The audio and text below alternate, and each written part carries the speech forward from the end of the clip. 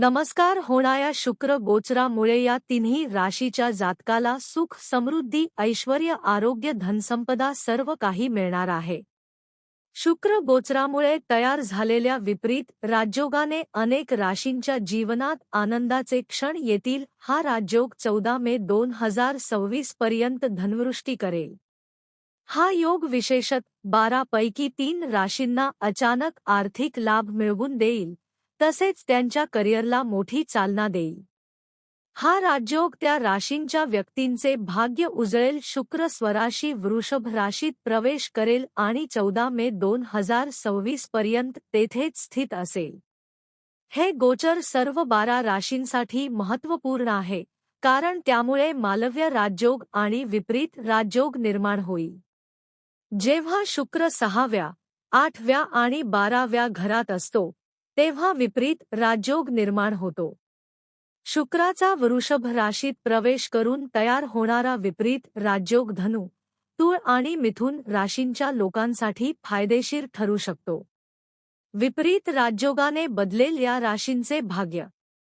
मिथुन राशीच्या लोकांना विपरीत राजयोगाचा मोठा फायदा होईल. यामुळे या राशीच्या व्यक्तींना आर्थिक लाभ होईल. जीवनात आनंदाचे क्षण येतील. तुम्ही कुटुंबासह प्रवास करण्यासाठी आणि सुखसोयी वाढवण्यासाठी तुमच्या पैशांचा वापर कराल. परराष्ट्र व्यवहारांशी संबंधित कामे पूर्ण होतील. अविचारीपणे पैसे खर्च होत नाही याची काळजी घ्या. तुळ राशीच्या लोकांना विपरीत राजयोगाचे चांगले फळ मिळेल, ज्यामुळे तुमच्या आर्थिक परिस्थितीत लक्षणीय सुधारणा होईल.